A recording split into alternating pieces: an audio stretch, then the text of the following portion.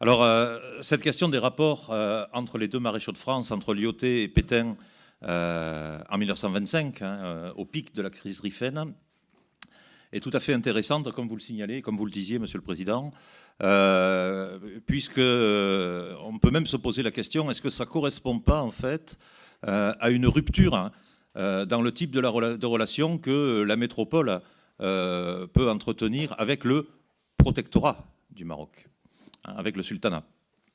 À la fois dans la relation affective de la France et du Maroc, mais bien sûr, peut-être d'abord dans la relation politique. Alors cette période, elle est bien documentée, à la fois par des archives nombreuses. On est sous la Troisième République, civilisation de l'écrit, écrit officiel, écrit privé. Elle est bien documentée parce que donc, nos archives sont riches, parce que les fonds privés sont riches, parce que les mémoires ultérieurement publiées des acteurs, des témoins sont extrêmement nombreux, mais également parce que la presse de l'époque s'y est bien sûr beaucoup intéressée. Par contre, elle est documentée de façon sectorielle, pour ne pas dire parfois partiale. Alors, je ne reviens pas sur les écrits de Duclos dans l'Humanité sur la guerre du Rif, évidemment. Quand on parle de partialité, voilà un bon exemple. Mais même de façon plus douce, on parlerait aujourd'hui de soft, même de façon plus discrète, une partialité qui est évidente, et en particulier lorsqu'on essaye de creuser cette question des relations entre les deux maréchaux de France. Et puis, il y a un autre facteur qu'il faut prendre en compte avant le départ, qui est que Lyautey lui-même a beaucoup publié, a beaucoup écrit.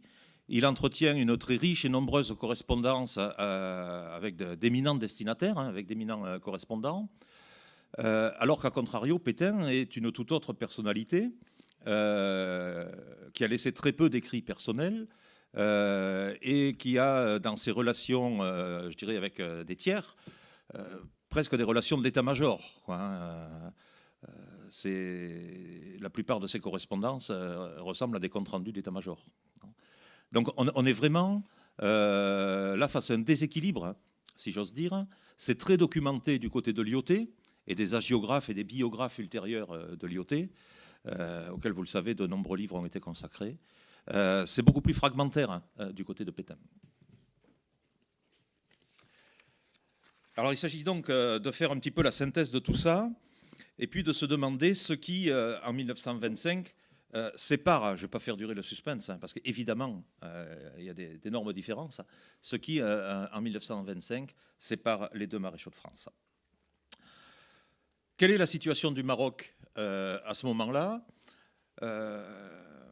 Contrairement à ce qu'une image un petit peu idéalisée, laissée par exemple par l'exposition de 31, la grande exposition coloniale de 31, de présentation d'un empire rêvé, peut laisser croire, la situation du Maroc aux sorties immédiates de la Première Guerre mondiale reste encore relativement difficile. Il y a encore des tribus à soumettre. L'état-major de Lyautey lui-même reconnaît, a écrit, qu'entre un tiers et un quart du sultanat reste à pacifier définitivement. Certaines tribus n'ont été soumises que l'année précédente. Et on se souvient qu'en particulier, toute cette région de la tâche de Taza, ce qu'on appelle la tâche de Taza, et de la réduction de la tâche de Taza, est en voie d'être résolue. On va employer un délicat euphémisme. Donc la situation du Maroc reste quand même une situation délicate. Et puis, il y a une autre difficulté qui surgit en 1924 avec la victoire du cartel des gauches, c'est que Lyautey n'est plus, ou est moins, en odeur de sainteté auprès de Paris. Lyautey a eu la chance, entre guillemets bien sûr, a eu la possibilité, pendant la Grande Guerre, globalement en allant jusqu'en 1919, 1914, 1919, d'avoir une très très large autonomie par rapport au gouvernement parisien. Puisque toute l'attention de nos élites, de nos gouvernants, était tendue vers le front du Nord-Est et vers l'invasion allemande. Et donc, en dehors de son bref passage au ministère de la Guerre, pendant toute la période de la Première Guerre mondiale et jusqu'après la Première Guerre mondiale, jusqu'au traité de paix, Lyautey a eu un champ d'action qui lui était très largement ouvert et il décidait et il rendait compte ensuite. La situation s'inverse à partir du début des années 20, et en particulier avec l'arrivée du cartel des gauches, où le politique reprend sa place. Et où légitimement d'ailleurs, le gouvernement parisien commence à rappeler que c'est quand même à lui de donner les ordres, les directions et les grandes orientations. Donc il y a un retour de Paris qui avait été très effacé dans les années précédentes. Deuxième paramètre, cette insurrection riffaine.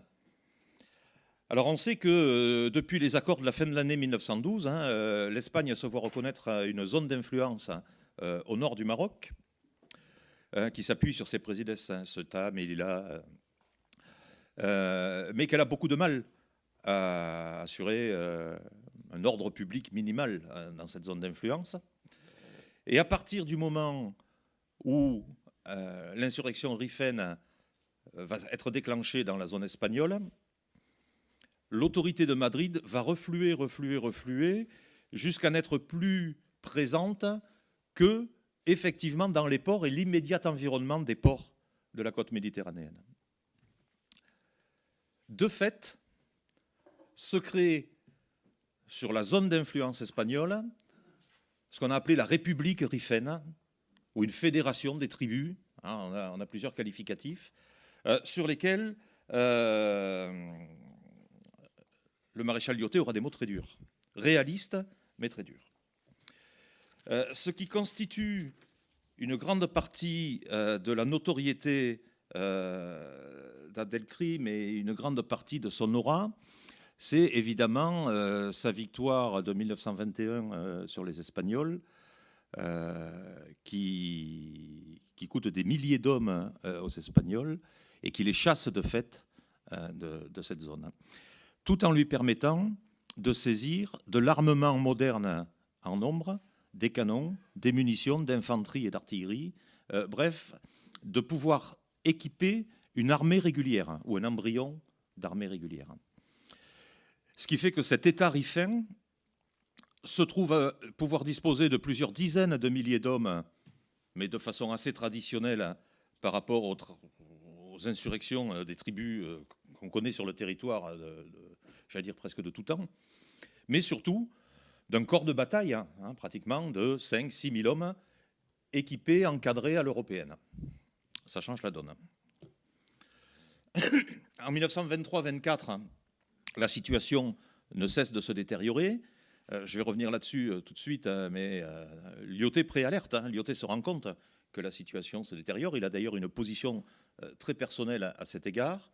Et puis on sait que le printemps, avril 1925, c'est le moment où les riffains passent la frontière, passent au sud et attaquent la zone française. Dès 1921, Lyautey qui écrit à un de ses amis, correspondance privée, « Sache que la chose nouvelle et grave, c'est le caractère national qu'a pris ce mouvement. » Août 21. Son chef, Abdelkrim, est un monsieur très européanisé qui sait ce qu'il fait, tient son monde, dispose d'une vraie armée et proclame l'indépendance du Rif. En 1924, il télégraphie que la situation au nord est sérieuse et compliquée. Abdelkrim est un rebelle de la zone espagnole vis-à-vis duquel nos voisins sont en état manifeste d'infériorité. Et là, il commence à exprimer ce qui va être sa politique tant que l'agression n'est pas caractérisée, tant que l'agression n'est pas directe. Si nous prenions ouvertement et efficacement parti contre lui, nous attirerions sur nous la masse des riffains et une lutte sanglante dont nous ferions tous les frais s'engagerait sur notre front nord. Il adopte donc une position extrêmement prudente pour deux raisons. D'abord, Lyautey ne s'est jamais départi de son rôle d'agir au profit du Maroc et pour le sultan, et pour la souveraineté du sultan. Et puis, la Chambre bleue horizon du début des années 20, de l'immédiat après Première Guerre mondiale, ne cesse de lui retirer des troupes. Et donc, il doit gérer en permanence une diminution de ses effectifs, alors même qu'il y a besoin de troupes dans le sud, alors même qu'il y a besoin de troupes sur les confins algéro-marocains, alors même... Voilà. Et donc sa position consiste en fait à dire, tant que le territoire reconnu sous influence française, sous protectorat français, n'est pas directement envahi, tant que les tribus qui nous sont fidèles ne sont pas directement attaquées, adoptons une position relativement expectante, et puis laissons les Espagnols gérer un problème qui est espagnol, qui est d'abord espagnol. En décembre 1924, donc on approche de l'offensive Rifaine, il va publier, enfin non, pardon, il va pas publier, il va rédiger et adresser à Paris une note de synthèse, un document volumineux qui explique le fond de sa pensée et le détail de la situation, qui s'appelle « Note d'ensemble sur la situation politique et militaire du Maroc ». Il porte un certain nombre de commentaires sur l'organisation de l'État rifin, où religion et structures tribales traditionnelles se mêlent à des élans de modernité, hein, d'organisation beaucoup plus moderne. Mais il dit après, à propos d'Abdelkrim, ni son entourage, ni lui-même ne cachent plus leur résolution, dès qu'ils en auront fini avec les Espagnols, d'attaquer sans tarder les Français. Il ne faut donc pas se payer d'illusions. Il faut des traites d'un aveuglement et d'une imprévoyance impardonnable pour ne pas méconnaître la gravité, pour ne pas en méconnaître la gravité, et pour ne pas prendre ou prévoir sans délai les mesures qu'elle commande. Et il va adresser à Paris une demande de renforcement militaire, une demande de bataillon, en expliquant, c'est un minimum. Je sais très bien que la France est dans une situation budgétaire très difficile. Je sais très bien que pour l'instant, la priorité du gouvernement, c'est la rive gauche du Rhin, l'occupation de la Ruhr et les problèmes avec l'Allemagne.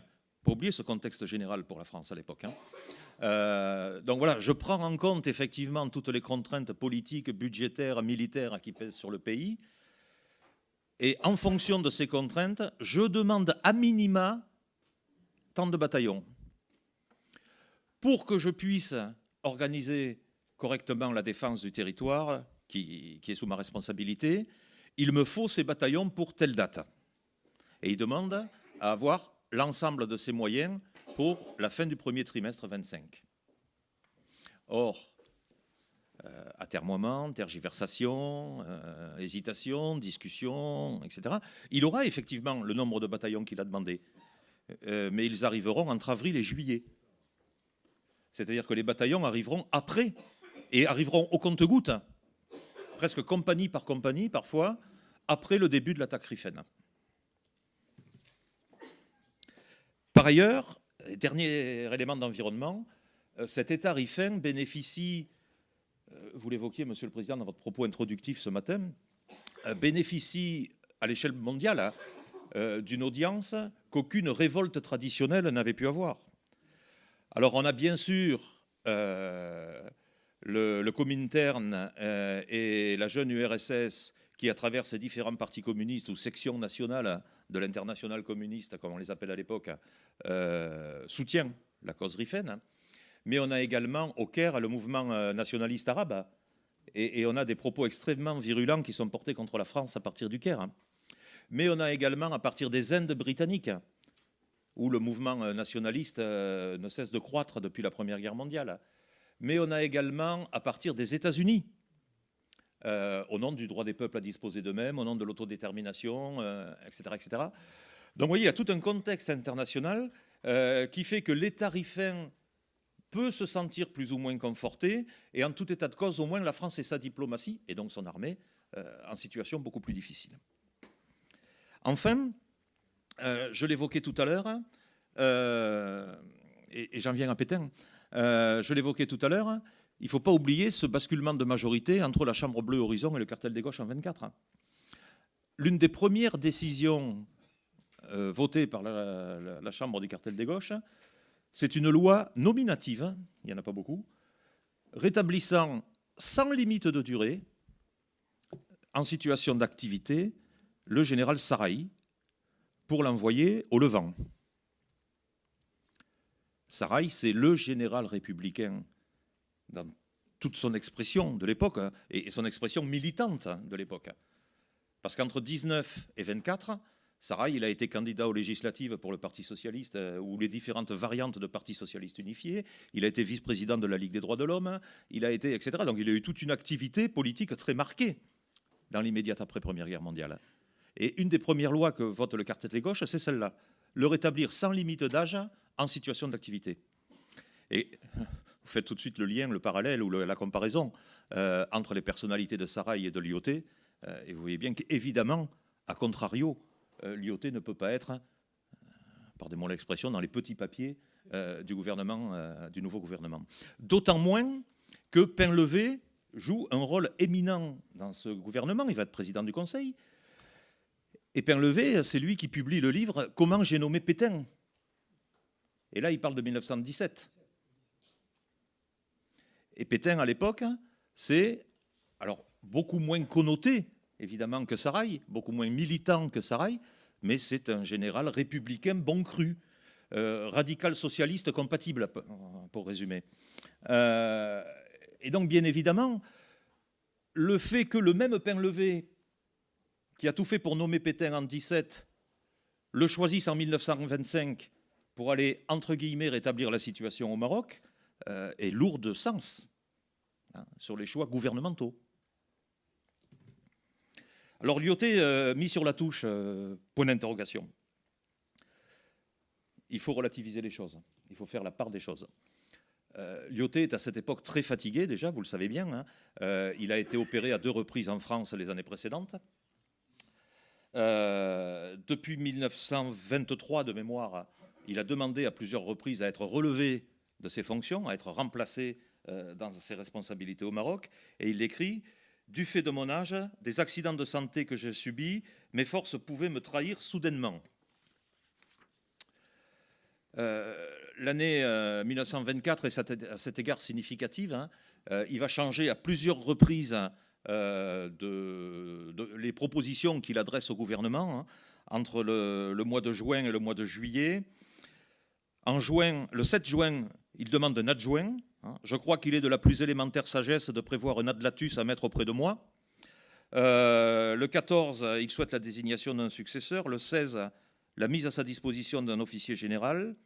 Le 20, il confirme cette demande, mais sans qu'il soit précisé que cet officier général commanderait le front nord à ouvrir. Le 25, enfin, il demande instamment de mettre à ma disposition le général Végan pour, etc., etc. Donc, il multiplie les demandes auprès du gouvernement, qu'il s'agisse d'être relevé, remplacé dans ses fonctions de résident général et de commandant en chef au Maroc, ou d'avoir auprès de lui un officier général voilà, de solide trempe, solide carrière et parfaitement reconnu dans l'institution, qui puisse prendre en charge, sous sa responsabilité toujours, hein, parce que Lyautey est un adepte du commandement unique, enfin, ou de la... comment dire, de la réunion sur la même autorité des responsabilités civiles et militaires.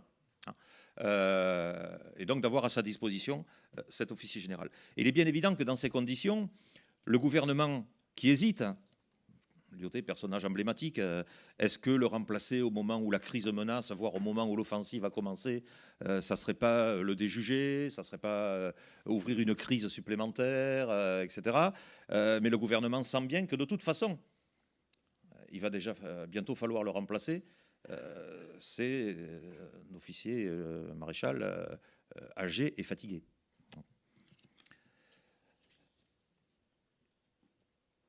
C'est Painlevé hein, qui lui écrit au mois de juillet, un chef tel que vous, chargé d'un tel passé, un maréchal de France n'abandonne pas son poste à l'heure où le danger menace encore.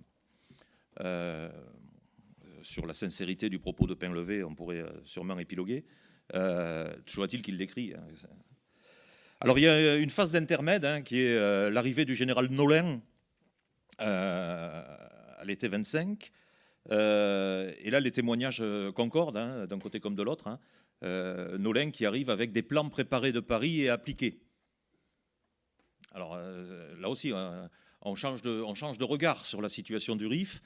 C'est plus Lyautey avec son état-major qui est supposé mettre en œuvre et prendre des décisions.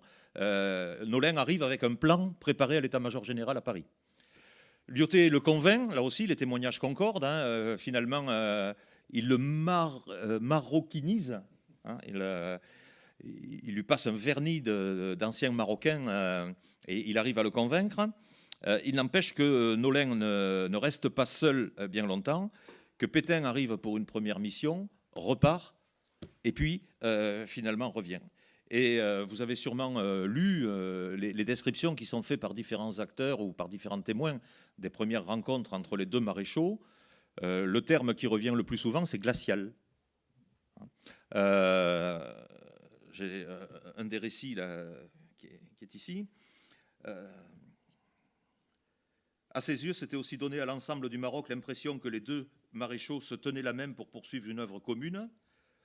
Point de suspension. Monsieur le maréchal, répond Pétain, je suis venu ici pour commander les troupes. Vous êtes le résident général. Si je restais avec vous, personne ne comprendrait la présence de deux maréchaux à Rabat. Je commande les troupes, je vais m'installer dans la zone des opérations à Meknès, où je serai sûrement très bien. Vous, vous faites de la politique, je fais de la stratégie. Donc on a vraiment l'approche et les relations entre les deux hommes. Et on a le récit par un des témoins, des participants du repas le soir entre les deux maréchaux. Silence de mort pratiquement pendant le dîner. L'officier qui essaye un petit peu d'animer de façon plus ou moins spontanée la conversation, qui lance une plaisanterie, et Pétain qui le regarde alors avec ses yeux, hein, les yeux bleus, et Pétain qui le regarde en disant mon colonel, ça vous fait rire hein? Non, monsieur le maréchal. Voilà, donc vous imaginez l'ambiance au moment de cette passation de pouvoir, en fait. Il y a également un paramètre à retenir qui est celui de la place du Maroc dans la politique plus globale de la France. Je l'évoquais rapidement tout à l'heure, mais il faut bien se mettre dans ce contexte-là. On en est à une époque où on parle dans la presse métropolitaine de mésentente cordiale. C'est-à-dire qu'au niveau international, on est bien sûr en but à Berlin qui camoufle son armement, qui refuse de payer les réparations, etc., etc. Mais on est de plus en plus en but avec Londres et Washington. Il y a une espèce de bloc anglo-saxon qui s'oppose diplomatiquement au choix français. C'est l'histoire de la rive gauche du Rhin, c'est tout ce que j'évoquais tout à l'heure. Et donc il est bien évident que dans ce contexte-là, le Maroc ne doit pas devenir une épine de plus dans le pied du gouvernement, mais il ne s'agit pas d'investir essentiellement sur le Maroc. Ce n'est pas la priorité. Et donc il faut arriver à geler la situation, avoir une espèce de statu quo. Les évolutions que pouvait envisager Lyautey, on sait qu'en 22, 23, 24, il propose des évolutions dans la relation franco-marocaine, ne sont plus à l'ordre du jour. On gèle la situation sur ce qu'elle était antérieurement. Et puis je l'évoquais tout à l'heure, cette disparition de l'autonomie du résident général. Alors juste une citation de Lyautey lui-même pour terminer. Hein. À son retour en France en octobre 1925, je crois que ce qui est le plus intéressant, ce n'est pas de s'appesantir sur le passé, mais d'examiner ce qui résulta du changement complet de méthode datant du moment où on m'a retiré en fait le commandement militaire pour le donner au général Nolin arrivant de Paris. Il poursuit un petit peu plus loin, dans une lettre qu'il adresse à Aristide Briand en octobre. J'ai tenu dans ma demande de remplacement que je vous ai adressée le 24 septembre à n'invoquer d'autres motifs que mon besoin de repos et le redressement de la situation militaire, redressement qui me permettait de quitter mon poste en toute sécurité et conscience. Il y avait pour mon départ d'autres raisons. Aujourd'hui, sous-entendu aujourd'hui que je suis parti, que je suis rentré dans l'Hexagone, aujourd'hui, j'estime mon devoir de le préciser. Il m'était impossible vis-à-vis de la France, du Maroc et de moi-même de garder un jour de plus la prolongation de ma présence, une apparence même de responsabilité dans des mesures dans lesquelles je n'avais plus qualité pour intervenir et sur lesquelles je différais de vue avec ceux qui en étaient chargés en dehors de moi. Les organisations militaires, les doctrines, les méthodes actuellement au Maroc l'ont été en dehors de moi, sans que j'aie eu à donner mon avis ou contre mes avis. Je n'entends ni les apprécier, ni les critiquer, mais elles diffèrent totalement de celles que, pendant toute ma carrière coloniale, j'ai toujours préconisées et appliquées. À tort ou à raison, je n'ai pas confiance dans leur efficacité. C'est clair. Le président du Conseil ne peut pas ne pas être au courant. Et qu'est-ce que c'est, quelle est cette méthode mise en œuvre par Pétain? C'est ce qu'on va appeler le marteau pour écraser un insecte. Ça va être une armée de 100 000 hommes supplémentaires qui vont être envoyés au Maroc. Et on voit bien qui accompagne Pétain. Je donne toujours un exemple, parce que c'est significatif, quand on voit bien ce qu'est le Maroc de 1925. L'accompagne le futur général Doumenc, commandant lieutenant-colonel Doumenc, qui est l'homme de la voie sacrée à Verdun, qui est l'homme de l'approvisionnement des champs de bataille de la Somme, qui est l'homme des convois automobiles de l'été 1918, avec pour mission de constituer au profit du commandement militaire au Maroc les voies logistiques et les convois automobiles qui sont l'expérience directe de la Grande Guerre qui vient de s'écouler.